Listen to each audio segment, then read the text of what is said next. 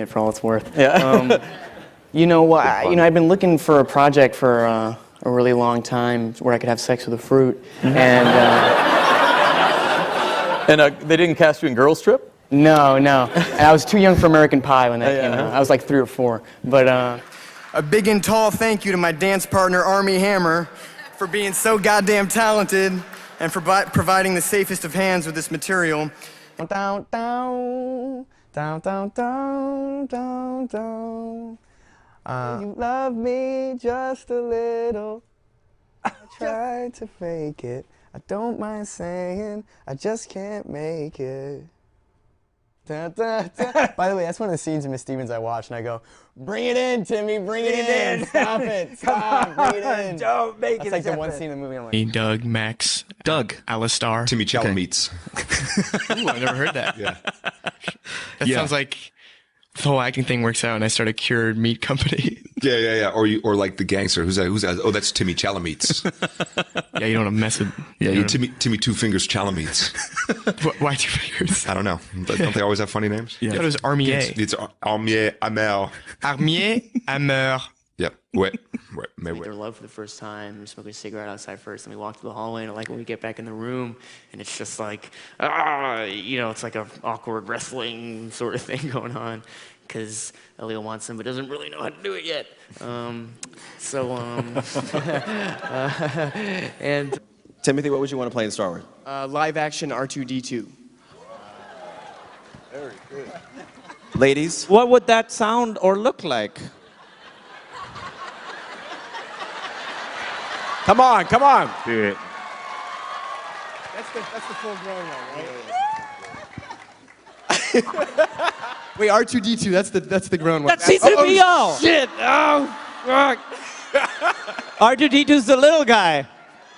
because first time I watched it, it was like 1,000 people there, so I couldn't really watch it because I was like, man, I'm sitting here with 1,000 people and I'm having sex with a peach on the screen. And but then that's from Steve Carell in a strip club going, you own how many houses? And she says like 4.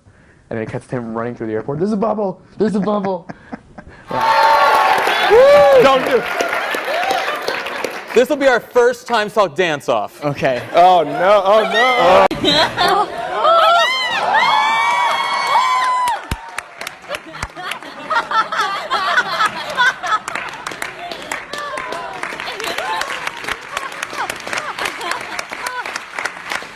You said it's the first time, right? Yeah, it is a first. It is a first. Even Like 250, isn't it? Yeah, like that little hand raise, 250 G's.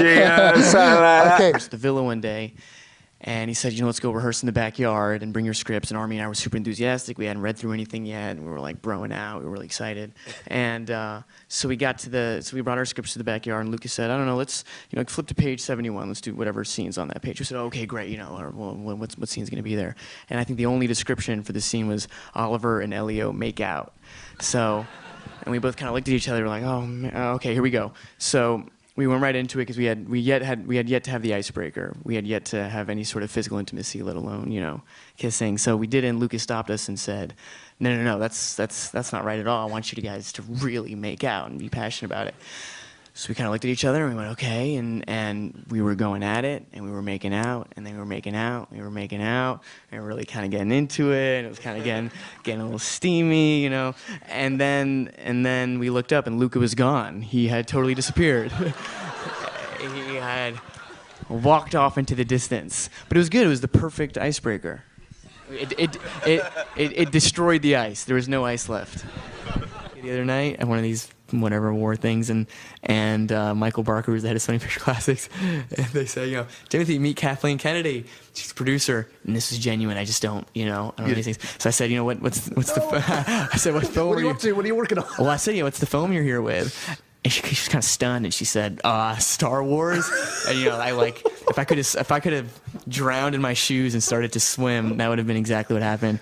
I think I made up for it. And there's always like the good thing of, even if it's feigned, of like, Yeah, I don't know. You probably earned some cool points with her. Actually, oh, yeah. he doesn't need me. or she maybe went, I need him. Or yeah, exactly. Or she went home and took out that list and X'd my name off it. She sketched you as a Jedi Knight in her notebook.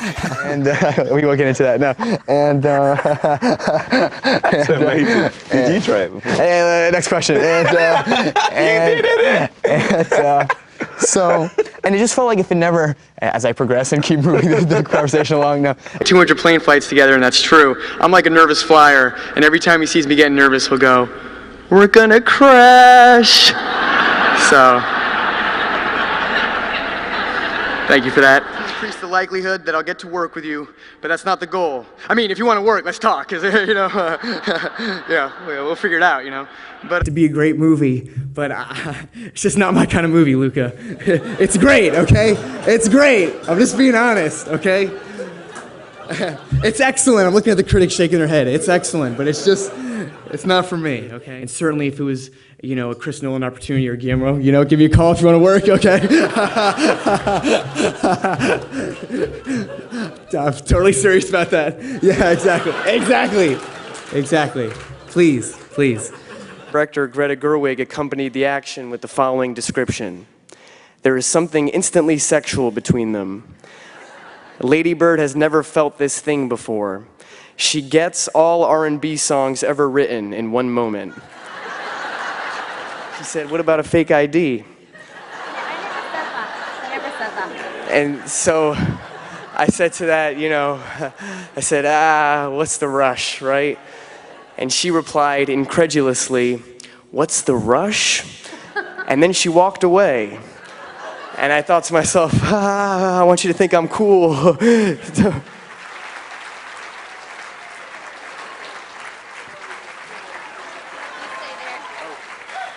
I'm just going to take him with me. Timmy is my prize. I like candy. I just looked very young or something. And that third one is not in the movie because it was like, it would have been gross to look at for 4 minutes. Okay, this is my Matthew McConaughey. This is a voicemail I actually got from him.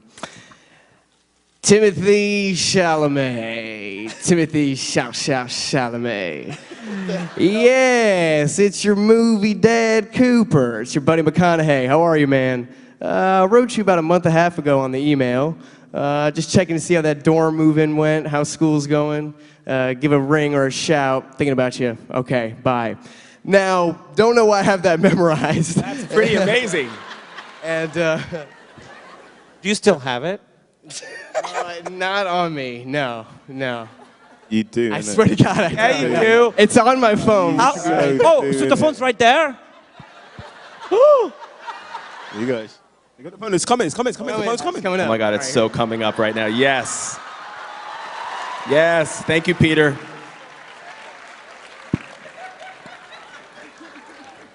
I have never been more excited in my life.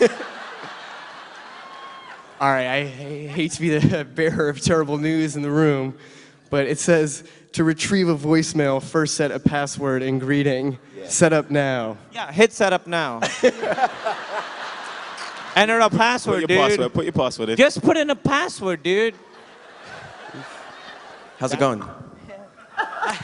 It's not working, man. That's all right. You tried, and it was a valiant effort. I'm not gonna stick you to it. Sorry, Kumail. Maybe later we're gonna get. Don't fuck me on this, dude.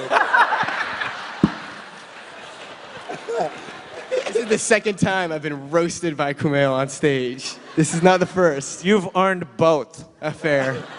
I know. But you guys have places to go and people to see. Yeah. Okay. Okay. Well, then I'll ask another question. Lock the doors. We're not leaving until we hear this voice.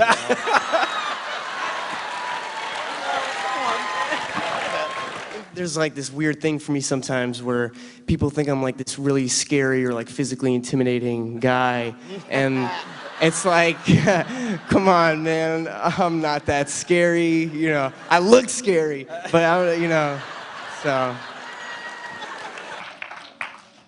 We're gonna take him. People stop me in the street. or I've seen you a couple times.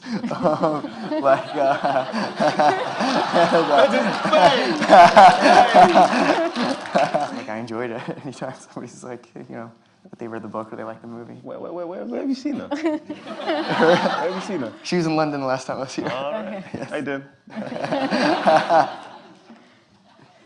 Oh, yeah. My last change, man. My last change. It's nuts. I mean, I'm just trying to pinch myself, and as I've said before, this is not a talking point, it's just a reality. It's like a therapeutic reality in my head. Actors' careers go up and down and up and down and up and down, so it'll be a nice crash soon. No, I'm kidding, I'm kidding. Let's put the crash I hope off not. a little bit. I hope not. While you have all I paid for a flight afterwards for 2 years. I was throwing around upgrades like they were jelly beans. Like it was excellent. You get an upgrade. Yeah. You get an upgrade. I was just picking random people from the back of the flight. You, come on up here. Who's this enormous man yelling at us? Cut to like, a year and a half after the press tour where you're out of miles and all of a sudden you're in the back of the plane sitting by the bathroom and you're like, man, I wish I had another press tour. Cue slow emotional music. And a man comes from the front of the plane and says, many years ago, you upgraded me, and now I'll return the favor. Oh, dude, that is not, that's what it was Timothée Chalamet. Yes, exactly. You did it with acted in a kindness. film with my father, Timothée Chalamet. Yeah. And now I will upgrade you to premium economy. Premium economy of British Airways. You get one free drink. You get one free drink. One free drink and 2 inches of legroom. More so than economy. Then there was like a 4 or 5 month pause, and Oh, yeah. Army and Michael go on and live and Luca lives on their superstar director-actor lives, and I was like riding the subway like getting yelled at by crazy people. But couldn't make this up. Like a dog parade of all dog parades crosses, and then like so then all of a sudden I've been made late to this thing. So I get there, I'm all frazzled, I'm manic. I say sorry, I'm so sorry. Like there was a dog parade, you wouldn't believe it, and they wouldn't let me get in. And then Kamal said, he uses that excuse every time. And the rest of the panel, like I try to like have serious answers, and like the dog parade guy, right. And he killed me, in a great way. It was very funny. It was very. And so that if I can do the Army meme live.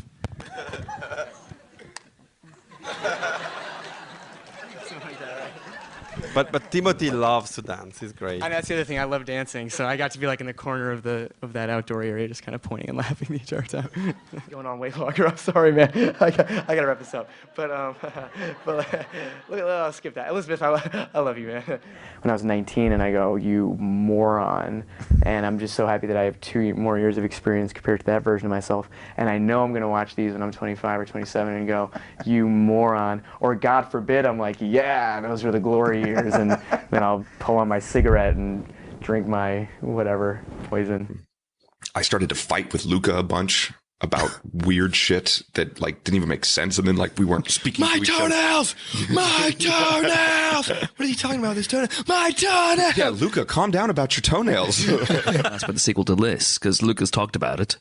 And has he talked to you about it? I think the only question they have left is because I think they have pretty much mapped it out if they want to maybe do it in space or if they want to do it underwater. Right, yeah. So we got to figure that out. Yeah.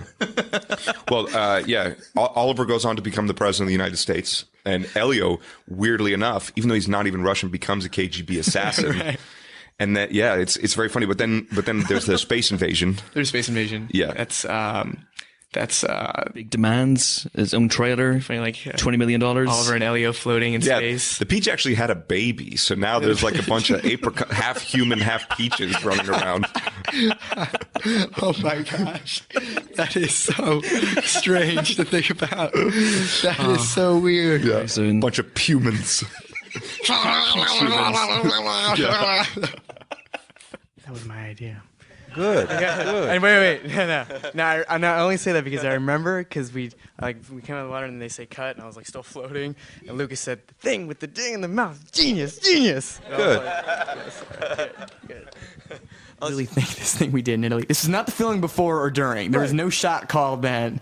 There was like the opportunity to work with Luca. Like, guys, I think we just nailed it. We're killing it. No, so Lucas and I saw each other in casting offices, for years in New York. And we both had our fittings for Lady Bird the same day. And it's so funny, we both pretended to do the like, oh, hey, what was it? Like Locus? Lucas. Yeah. No, I didn't say Locus. That would be a really poor playing in my head to act like it was Locus. Yeah, I'm stealing that from Kumal, who said that at at the Hollywood Film Awards. He got up there and he gave a speech that was so funny, and then he said, "Winning mixture of sincerity and humor," which is hilarious. Well, he's coming in That, a big thank you to John Patrick Shanley, Edie Falco, Mary J. Blige, Greta Gerwig, Josh Safdie, John Leguizamo, Cardi B, Al Pacino, Martin Scorsese, Kid Cudi, and my mom who's sitting right there. Peace and love. Thank you. Cool. Thank you.